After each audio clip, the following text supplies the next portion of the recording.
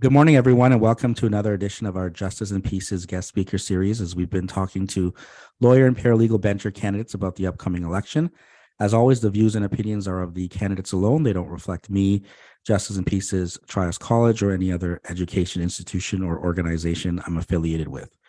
Continuing on this morning, we have Joelle joining us. So, first of all, thanks so much for taking the time to speak with us. And perhaps we can get started by you telling us a little bit more about yourself.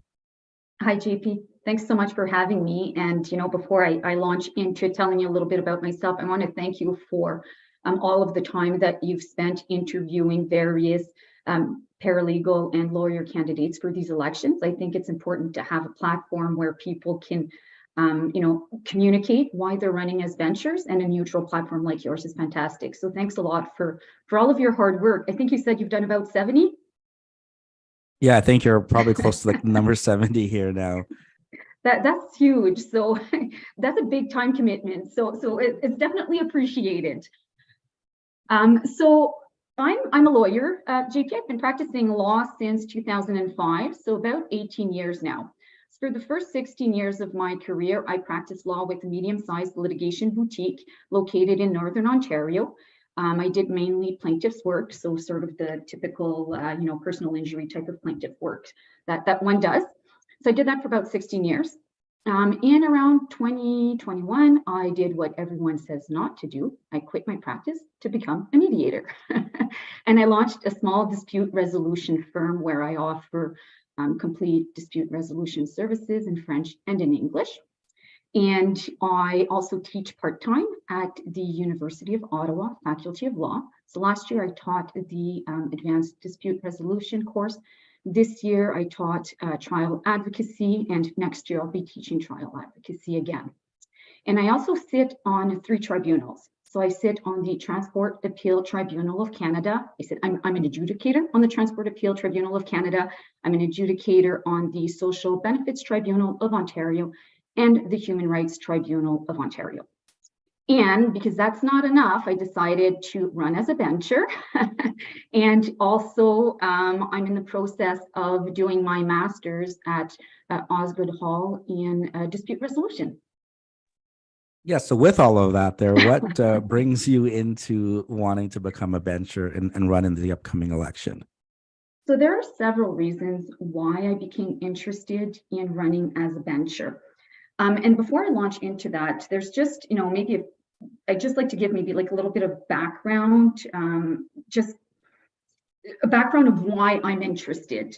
There's really 5 key things that I'm going to maybe hope to address with you this morning, the reasons why I'm interested, but I want to give a little bit of background before I launch into that. So, as we know, and whoever tunes into your show at JP knows and understands kind of the basic mandate of the Law Society. But I just really want to highlight that, the mandate of the Law Society isn't necessarily, it's not the protection of lawyers' interests, but it's really the public interest, right? And the LSO regulates lawyers and paralegals in the public interest. And we have a statutory mandate, to ensure things like competence, like ethical behavior. We have to keep in mind public interest and access to justice. And I think those are things I'm really interested in. And when benchers are setting policies and when benchers are approving programs, we have to keep those things in mind, right? We have to be aware, and we have to keep public interests in mind, and we have to keep access to justice in mind. And those are things that are important to me. They're things I always cared about. And I wonder, how can we do that without diversity, without a willingness to listen, to learn, to discuss, to communicate, to have these difficult conversations that we need to have, and to evolve. And I think the Law Society needs to be a platform where that happens and where that can happen. I don't know if you saw, JP, but there's a recent Court of Appeal decision that came out. I think it's just a few days ago, if I'm not mistaken. It's the R versus Blake decision. And that was, in that case, there was a new trial was ordered. It was a sexual assault case where a Black accused lawyer didn't challenge the potential jurors for racial bias. because he didn't want to accuse them of racism. And that decision was sent to a new trial, because he should have canvassed, the jurors for racial bias. And to me, that decision really highlights the importance of cultural competency. So a competent lawyer needs cultural competency. And when we regulate the Law Society, we have to keep those things in mind, right? And I guess I was just concerned, and I became concerned that if we elect the full stop, or if full stop candidates are elected, they're running on a platform of, stop woke, stop mission creep, and things like that. Is that going to compromise cultural competency, right, in lawyers? And if it does, then that would go against public interest. So it was one of my concerns, and one of the things that kind of led me to run as a candidate for the Law Society. Now, I know you want to get into those 5 points there, but before we do that, I guess the number one issue that I hear of is that you brought up the stop or full stop group now, and in response, right, you have your Good Governance Coalition, and then people are sort of saying, well, how does this make sense? It's kind of hypocritical. Their slate is bad, but our slate is good. If you want independent voices in the future, don't vote for the independents now, vote for all of us, the Good Governance Coalition. And then if we're all elected, then we look at electoral reform to kind of do away with all that, which requires certainly a leap of faith in making, sort of connecting all these dots. So how does that kind of make sense to you? How would you sort of respond to those listening and saying, that doesn't quite make sense to me? If they're bad, then how are you creating what's also bad yourself a good response to it? And I think that's an important question. And when I decided to join the coalition, it's something I thought about a lot, right? And one of the reasons I decided to join the coalition really was because we didn't have to agree to, we didn't have to all be in agreement with what the Law Society, should look like. We don't have we're not advancing a platform where we're saying, like the full stop is saying, stop woke, stop mission creep. We don't have that, right? And it almost makes it more complicated because we're individual people with individual ideas. And I wouldn't have committed to run with the coalition if we had to adhere to a certain ideology, because I think that goes against our role as a bencher and the fiduciary duties that we have as a bencher. And I don't like it. I don't like it. But for me, it was strategic. I don't know how else we can defeat the full stop. Last time, the last election, they got, what was it? I think it was, I think it was around 5,000. Yeah, about 5,000 votes. 16,000 people went out, 16,000 people voted, which is like a really low voter turnout. But it just shows the dangers of vote splitting, right? So you can almost imagine if it was like a federal election, right? Where you had one party running across all, jurisdictions, and then you had a bunch of independents, right? And then the one party gets, the one party will get the majority of votes, right? While if there's 68 independents, the remaining votes, even though they're the majority of votes, will be split between those 68 people. And I don't know how else we can combat the full stop without having another group. I don't know how else we can avoid the vote splitting. And that's the primary reason why, it's one of the reasons why I accepted to run with the coalition, because I don't believe that we should have a slate of benchers that believes that the Law Society should be regulated under a platform of stop woke, stop mission creep, and stop bloat. And I just don't know how else it can be done. Well, I guess then that kind of begs the second part to that would be fine. I mean, in previous years, there's probably been sort of loose connections between candidates, to save on the postage costs or something like that. But I guess the second part would be, well, if you are elected, right, electoral reform has been proposed, whether it's trying to ban slates altogether, or the size of convocation, or the periods, right? I mean, it's kind of strange, for a board of 53 people, that it's turning over all at the same time. Why are people in Toronto getting to vote for people out of Toronto, and vice versa? Maybe 40 votes is too many to have. I mean, maybe you still want to elect that many people, but you don't have 40 votes. I mean, have you given any thought to some of these ideas that have been kind of pitched, or do you have your own in terms of any electoral reforming? And the other piece is, obviously, as you brought up, is although lawyers are voting for lawyers and paralegals voting for paralegals, the public mandate is what the law study has. And it's kind of like, then we're not really your constituents, right? It's the public. Yeah, and I've given some thought to reform, but I think we need to have a discussion with a lot of heads at the table, and maybe consultations with people outside, not just the benchers, right? You have to involve the profession in the discussion that we will have with respect to electoral reform. And I don't know what the solution is at this time. Like you said, if you ban slates, will there be groups of people that decide to join together and campaign together? Can you stop that from happening? Can you put limits on? Maybe it's about putting limits on that.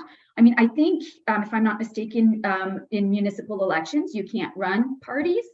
How did they do that? How is that working out? Can we use that as a potential example? Or are there things that they're doing that maybe we should consider, and other things that aren't working, right? Like, or are there other models that we can look at to see whether they can be adapted to the needs of the law society? But ultimately, it isn't ideal. And I'm doing it, and I think I'm running with a good group of people. And I encourage lawyers and paralegals to vote for all of the lawyers in the Good Governance Coalition, because otherwise there's going to be vote splitting. Now, I know you want to highlight those 5 pieces there. So let's get into what are the things that are most important to you in this upcoming election? And there's so many things that are important to me in these upcoming elections, but some of the things I want to address are the young lawyers. I want to talk also about regional representation and challenges of Northern Ontario, because I'm a candidate in Northeastern Ontario. I also want to talk about the diversity of the profession, small business owners, and Francophone voice. So, JP, like I said, I teach law students at the University of Ottawa, Faculty of Law, and I know you teach also. So I don't know about you, but I love teaching young or future lawyers, right? They're just so motivated, so eager. They just want to learn and absorb everything. And I find it motivating. And I find it interesting to speak with them and hear about some of the challenges that they see, and the disconnect also that they see with benchers and with the law society. Young lawyers, law students, they are the future of our profession, and they're not highly involved in the law society. That needs to change. We need to have a law society that, has, the wisdom of our senior lawyers, but also that kind of passion, that ambition, and these new ideas that our young lawyers have. So I'd like to see the law society, communicate more and involve younger lawyers. That's one of the things I'd like to see done. With respect to regional representation, I'm in Northern Ontario, and like I said, Northeast is where I'm running. And it's a huge geographical area. It goes from, like, we've got Algoma, Cochrane, Manitoulin, Parry Sound, Sudbury, Temiskaming. I mean, it takes me 4 hours from Timis to drive to North Bay. It takes me about the same to drive to Hearst, right? It's a huge jurisdiction.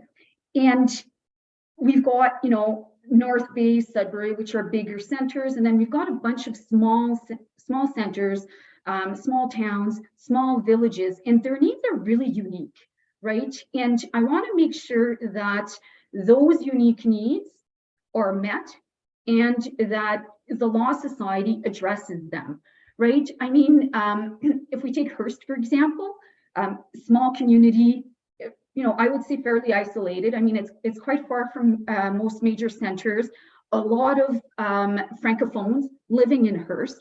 So it's just, access to, continued legal education in French and in English. It kind of ties into the Francophone voice that I hope to also bring at the Law Society, but they've got special needs, right?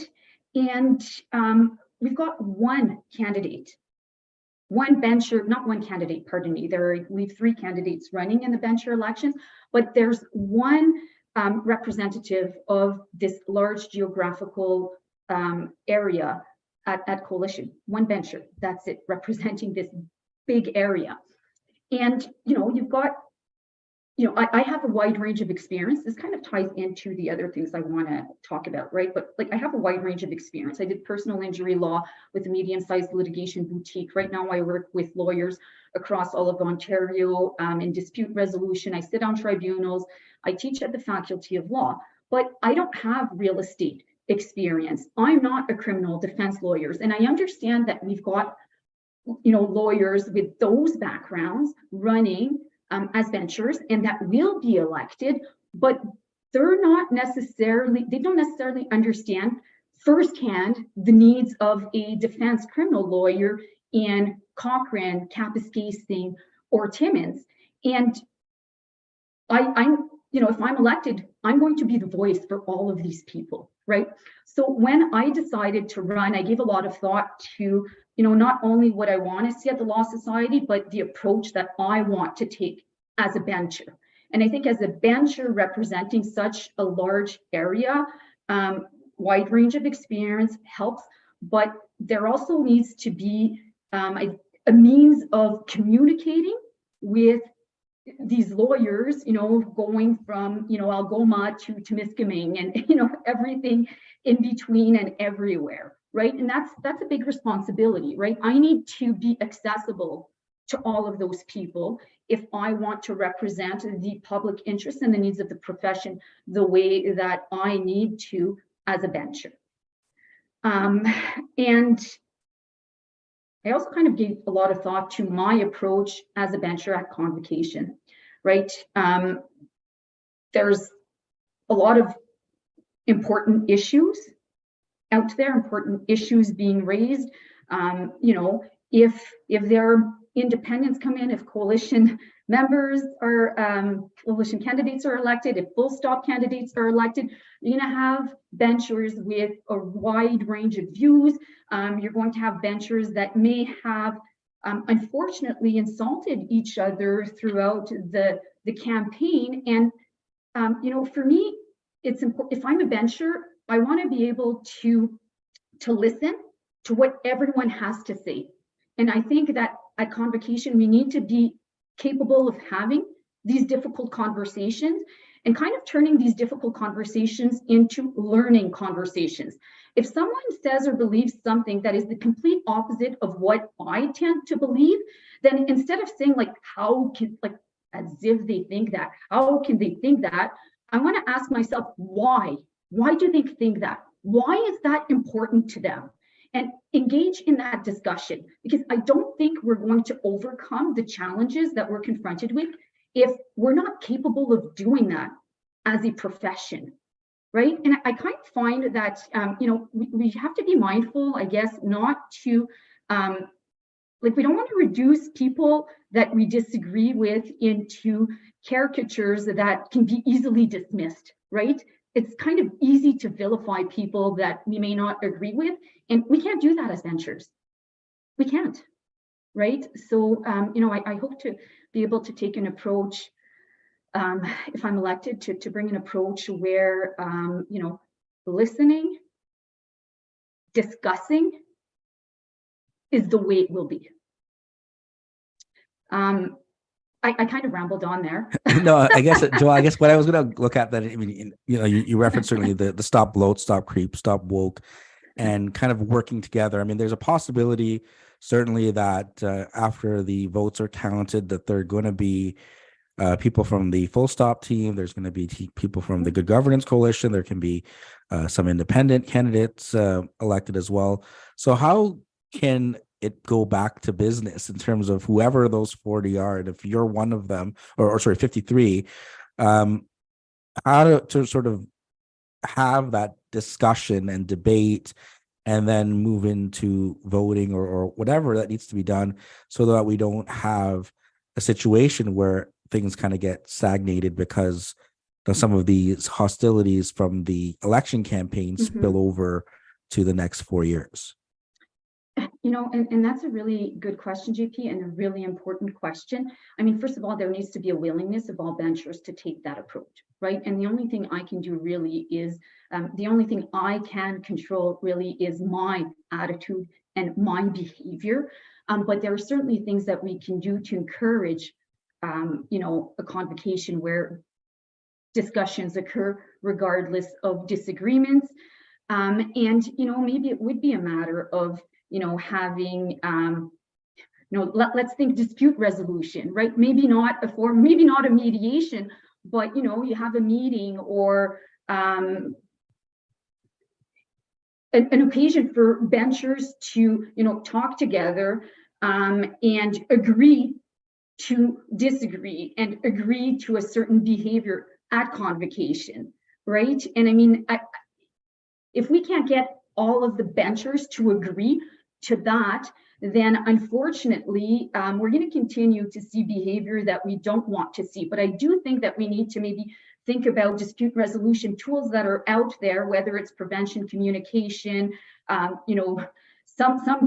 boards have retreats. Like, can something happen where people kind of reconnect, agree to disagree, and agree to, if you have a position, you advance it in a responsible manner, in a respectful manner. Because in the past, at least from speaking with past candidates, there was civility, right? You could have people that strongly disagree with one another, but it didn't turn into attacks. If people brought, wanted change, if people brought motions, then, they did so with value, with information to support the motion that they were bringing, right? So that people could, be educated when they're voting on issues.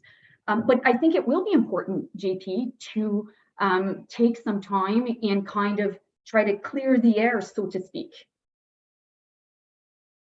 And another point, I guess you brought up, and certainly in terms of, and we were talking about electoral reform before, but I mean, I don't know if it's within the Law Society's structure there, but I mean, you point out, well, look, I'm in the Northeast and I have these interests, although a wide area of interest, I don't do criminal defense, but is there a way, I mean, in terms of getting more connection with the lawyers and paralegals who won't be benchers, but to set up sort of groups or committees or things where you can have like a Northeast committee where there's a criminal defense lawyer there's a real estate lawyer.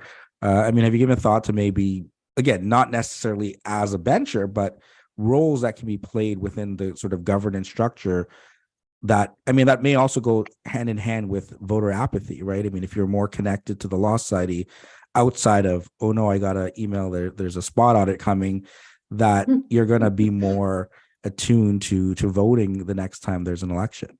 And whether it's a formal group or informal, I believe that as a bencher representing this region, I have to have something in place. I have to have some kind of a formal mechanism in place to make sure that lines of communication are open with with other members of the profession, right? Because it's a diverse profession, and that's a must, right? And I do, I know a lot of people in Northeastern, in this jurisdiction, a lot of people that I can reach out to in all of these different areas of law, but I would like to have something more formal in place to make sure that they have a voice, that I hear them, that I hear their concerns, and that I can bring them to convocation. Now, Joelle, I guess, sorry. You go ahead, JP. No, I guess I'd say if there's anything else, I know you've touched on a few things there, but is there anything else that you wanted to highlight in terms of your campaign here and if elected as bencher, you'd like to see the Law Society do more of, or do differently, or continue to do? Yeah, so maybe just like a few quick things, JP, if time permits. I kind of touched on small businesses, right? I'm small business owners. So, small business owners have special needs all over the province. But I would say that if you're a small business owner in a small town, then there's an extra obstacle, an extra struggle. And I get that. I understand it firsthand, right? Francophone voice, I want to address that, right? Because I think it's important to have benchers that are Francophone. And I don't know if you're aware, JP, but the Good Governance Coalition just got another endorsement yesterday afternoon, and the AGFO, which is the French Lawyers Association, has endorsed the coalition and all of its candidates. So we're really pleased with that. But ultimately Ontarians should have access to legal services, not just court services, right? Legal services in the official language of their choice. There's a statutory right to proceed in French, but there are obstacles, right? Not enough judges, not enough justice of the peace. You need French-speaking court staff. You need French-speaking staff at the Law Society to make sure that the website is well translated, to make sure that you need competent lawyers and paralegals in French and English, which means that you need training, continued professional development for Francophone and bilingual, not just Francophone, right? Bilingual lawyers, to ensure that the profession strives and that public interest needs are met. Access to justice. This is a huge access to justice issue, right? I think of my own family. I think of my parents-in-law, my husband's mother and father. They don't speak a word of English. They're located in Ontario. They need access to justice in French. It's their right. So they need properly qualified lawyers to advance their cases in French. But unfortunately, if you do that, there's delays. There's additional delays because we don't necessarily have all the resources we need. And, I want to be a voice for Francophones at the Law Society. Perfect. So, I'll ask a couple of questions here. I mean, Sure. You're an instructor, you're a teacher there, right, professor? You have students, they're going through and getting into the profession. You shared your love of teaching students. So any words of wisdom, not just for your students, but any students that are listening as they look to get into the profession? Oh, that's a great question. Words of wisdom. I tell my students, it takes a long time to build a reputation, but it takes a second to ruin your reputation. So, give some thought to the kind of lawyer that you want to be and the qualities that you want.